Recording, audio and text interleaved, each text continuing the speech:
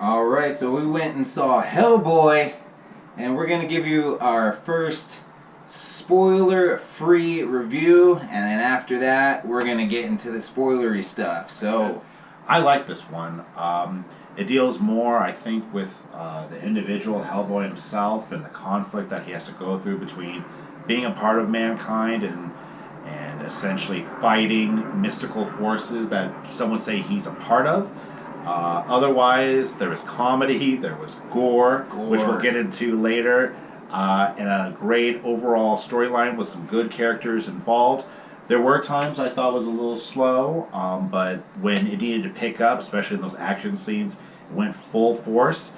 I believe that this is just one of many Hellboy movies that will soon be coming out with this current actor, but otherwise, I would probably give this movie a solid 6, at most 6.5 out of 10. Mm-hmm. I'm about around the same range. I'd say a good like 5.5 to 6.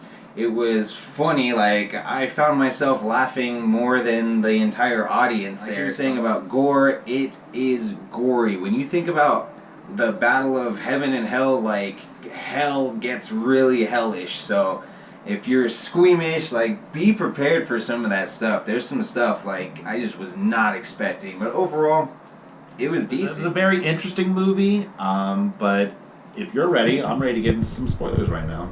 Yeah, let's get into the meat of the story here. To the lineage of Hellboy's ancestry. So you find out that there's this antagonist throughout the whole movie called the Blood Witch. And she is this huge force to be reckoned with. Blood Queen. Blood Queen.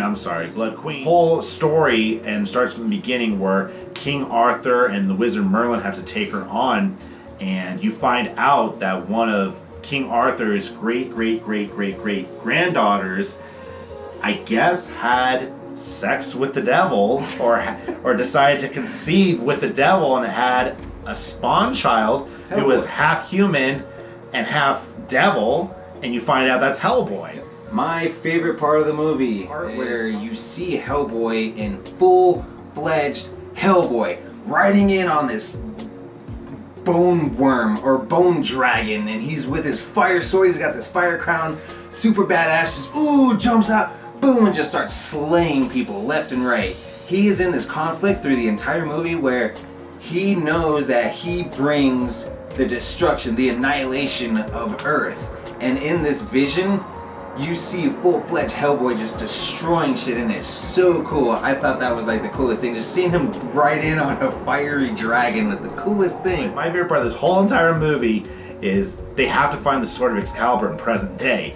So they go to this cave, they find Merlin in a tomb, and he's still alive. So he uses whatever powerful magic he has, and he almost reminds me of the old wizard from the beginning of Shazam, where he talks in prophecy and wants to give his power. So he summons the Sword of Excalibur coming out from the lake, and right as Hellboy is about to go to it, he sees that vision where he just fucks everyone up and just destroys humanity and decides not to do it, and Merlin gets so pissed off at him because he had used the last of his energy and magic to summon this sword that Hellboy decided not to take. So, like Brian said, it had humor. I want to get into gore, because all these monsters and demons from hell that erupt from the planet's core, they fucking kill so many people.